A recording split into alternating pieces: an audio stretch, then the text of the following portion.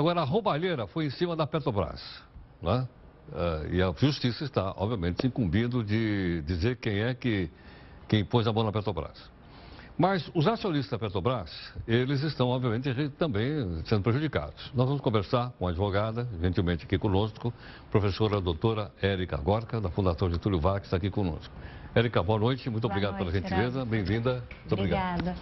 Érica, eu me lembro que nos Estados Unidos, quando algumas empresas fecharam, acho que a Enron e outras, constatadamente por falência, os acionistas foram também ressarcidos, porque eles confiaram e colocaram o dinheiro lá.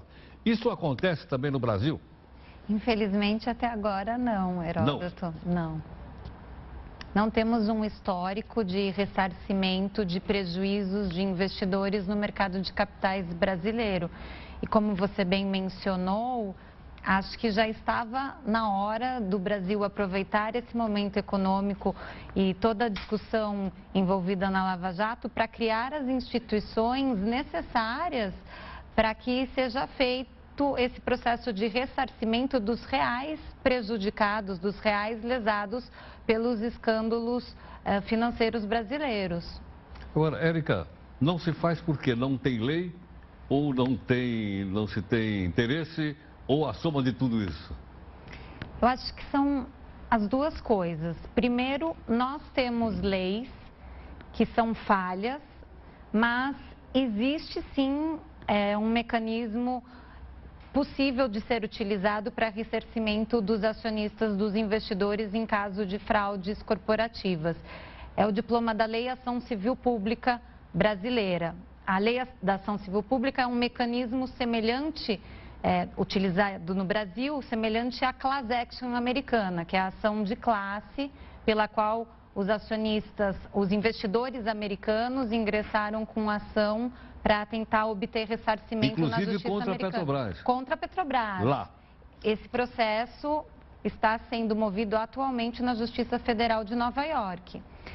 Só que o que acontece no Brasil, a ação civil pública requer o ingresso da ação pelo Ministério Público. Onde o Ministério Público está focando? O Ministério Público, infelizmente até agora, não está focando o ressarcimento dos prejuízos dos acionistas.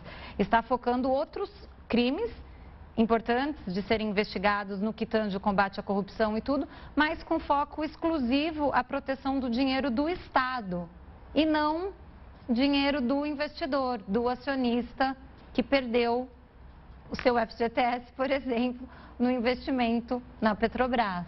Agora, quando a gente fala do Ministério Público, teria que ser por parte do Procurador-Geral da República? Ele tem mandato para entrar com uma ação dessa ou não? Não, os próprios agentes do Ministério Público estadual, dependendo de cada situação, de cada companhia. Então, a legitimidade não é na última instância mesmo.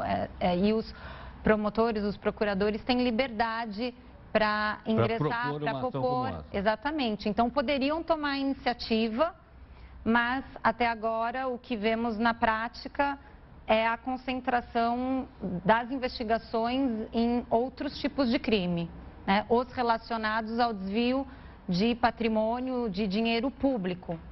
Então, na minha opinião, acho que estamos perdendo uma oportunidade única no Brasil de desenvolver investigações mais sérias, que ataquem o problema de maneira mais completa, para que realmente seja tutelado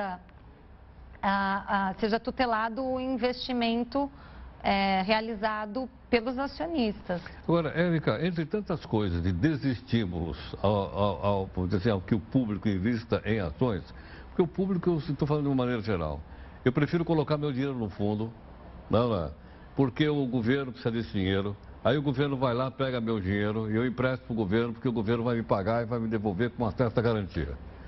Colocar dinheiro numa ação, numa empresa, tem um risco maior. Poderei receber mais, mas o risco é maior. Tá? Agora, quando eu vejo uma coisa como essa, eu digo, eu não vou fazer isso. Por que eu vou arriscar colocar o meu dinheiro numa empresa privada, seja ela qual for, pode ser Petrobras, qualquer uma outra, né? Se eu posso, se lá no governo eu estou mais seguro? A questão da diferença aí do investimento em renda fixa e renda variável. Realmente você tem um risco muito maior no investimento de renda variável no Brasil, no investimento em ações e, em grande parte disso, por uma falta de proteção do investidor. Por quê? Porque as leis que existem não são aplicadas. Existem leis, nós temos um aparato institucional na Lei de Sociedades Anônimas, na Lei de Mercado de Capitais e instruções da autoridade regulatória, da Comissão de Valores Mobiliários, que, se fossem observadas e cumpridas, não estaríamos passando por esse problema hoje. Claro. Então, o problema é que as leis não têm sido cumpridas e o Ministério Público e o Judiciário têm falhado na persecução dos crimes e das investigações que seriam necessárias para, primeiro, punir quem realiza crimes financeiros. Então, é importante deixar claro que, na questão do petrolão, a Petrobras, e eu estava vendo os dados ali de 2010 do outro bloco, lembrando que em 2010 a Petrobras realizou a maior oferta pública de ações do mundo em 2010. É verdade, tinha esquecido disso. Naquela época, com essa enorme capitalização, ela prometeu e divulgou documentos com planos de investimento sério para a destinação de todos os recursos obtidos dos investidores internacionais e investidores brasileiros.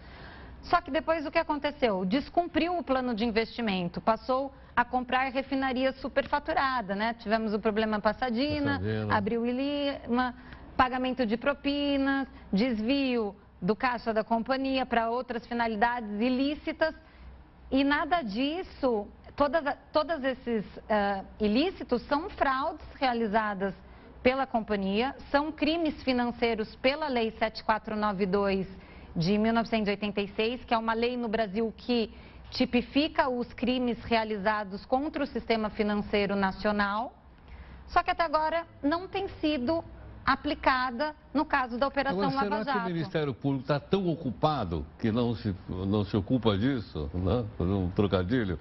Ou será que isso não é uma preocupação mesmo? Isso é um problema de vocês aí. Nós estamos cuidando aqui para ver de quem lesou o Estado, como você lembrou.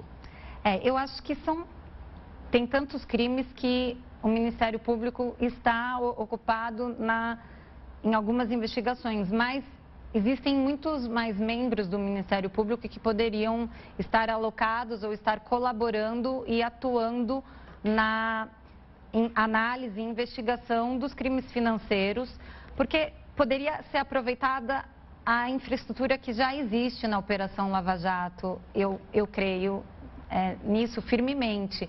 E acredito que nesse processo deveria ter uma conscientização também na esfera civil, que é a esfera da economia. Quer dizer, não é possível que um país, que uma economia cresça quando todos os problemas são resolvidos só na esfera criminal. Entendi. Nós temos que ter a resolução na esfera civil, que é onde a economia real opera, na área dos contratos, na área que o dinheiro gira. E nessa área o investidor precisa ser ressarcido. Então, quando pensamos em responsabilidade das empresas, dos administradores, todo o processo de ressarcimento dos prejuízos ocorre na área civil. Só que não vemos discussão, desenvolvimento da Operação Lava Jato na área civil. Sem dúvida. A advogada e professora, a doutora Érica Gorka, gentilmente aqui conosco. Érica, faz parte do amadurecimento do sistema capitalista, né? Essa preocupação que você explicou também agora um pouquinho para a gente, ou seja, do Estado, através de um dos seus braços, que é o Ministério Público, né? Saber se as pessoas também estão tendo as suas propriedades respeitadas. Faz parte do amadurecimento do sistema capitalista, mas veja que em outros sistemas, como nos Estados Unidos, esse trabalho não é só feito pelo Ministério Público. No Brasil, nós temos esse engessamento por causa da Lei da Ação Civil Pública, que requer primariamente que seja o Ministério Público, mas também pode ser a ação impetrada, por exemplo, por associações de investidores. Só que aí tem outros requisitos legais que dificultam essa propositura pelas associações de investidores, porque tem que ter existência de mais de um ano. Quer dizer, se um grupo de investidores sofre prejuízo com um escândalo, uma fraude hoje e perde milhões hoje, ele tem que aguardar um ano para poder formar uma associação, para somente após um ano poder ingressar com a ação. Então, isso é algo que acontece no Brasil. Nos Estados Unidos, por exemplo, qualquer investidor poderia propor essa ação em nome de uma classe, independentemente do tempo. Aqui tem que esperar um ano? Formar uma associação civil que tenha Entendi. existência de mais de um ano. Entendi. E tem que formar uma associação civil, isto é, com personalidade jurídica própria. Ele não pode propor a ação diretamente. E o nome dele? O que dificulta muito a propositura da ação. Para ser uma ação de classe, né? Diretamente ele só pode propor para se beneficiar a si mesmo. Entendo. Mas é ineficiente para o sistema jurídico brasileiro, porque você imagina que cada pessoa que perdeu dinheiro, que perdeu investimento numa companhia grande como a Petrobras, se cada uma começar a propor ações para tentar... milhares. Vamos ter milhares de ações, milhões de ações. Vamos entupir mais ainda o Poder Judiciário. Exatamente. Doutora Érica, muito obrigado pela gentileza. Obrigada. Muito grato. Muito Prazer obrigado. meu. Bom, aí está então, lá, mais informações para a gente. Agora, doutora Érica, um Proteste ou o PROCON pode propor uma ação dessa ou não? Não, aí Não. seria o Tem que direito ser do de acionistas consumidor. mesmo. Tá. Obrigado. Rápido intervalo, a gente volta já já.